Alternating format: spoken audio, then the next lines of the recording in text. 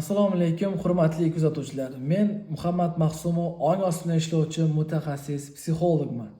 Ya'ni oilaviy kelishmovchiliklar, hayotingizda bo'layotgan salbiy vaziyat, voqealar, bularni sababi, ildizi sizni ong ostingizdagi, siz doimiy tarzda o'zingizni dasturlab borgan e'tiqodlaringizga mos tarzda bo'layapti.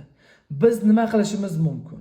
Biz hayotimizda bo'layotgan salbiy vaziyatlarni, voqealarni qanday qilib o'zgartirishimiz mumkin deydigan savolga faqatgina o'zimizdagi yoshlikdagi e'tiqodlarimizni o'rganib chiqib va ularni o'zgartirib chiqmasdan turib hech qanday biz natijaga erisha olmaymiz. Shu narsani tushunib olishingiz kerak bo'ladi. Ya'ni sizga qanday vaziyatlar og'riq beryapti? Qanday voqealar sizga og'riq beryapti?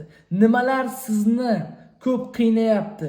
Mana shu og'riqlar nima uchun sizda bor ichingizda? Mana shunday ichingizda salbiy og'riqlar qachondan shakllangan? Nima uchun shakllangan? Buni sababini, buni o'sha ildizini topmasdan turib, siz hech qanday hayotingizdagi muammoni bartaraf qila olmaysiz. Misol uchun kimdir tomonidan kamsitilyapsiz, aldanyapsiz, kimdir sizni mensimayapti, kimdir sizni xo'rlayapti, farqi yo'q. Bular hammasi sizni o'y xayollaringiz, ya'ni sizni gumonlaringizga mos tarzda bo'layapti. Mana shu gumonlaringizni qanday qilib o'zgartirishning imkoni bor deydigan bo'lsangiz, sizni ong ostingizdagi salbiy o'rnashgan haqiqatlaringizni o'zgartirib chiqish kerak bo'ladi. Shundagina hayotingizdagi muammolarni bartaraf qila olishingiz mumkin bo'ladi.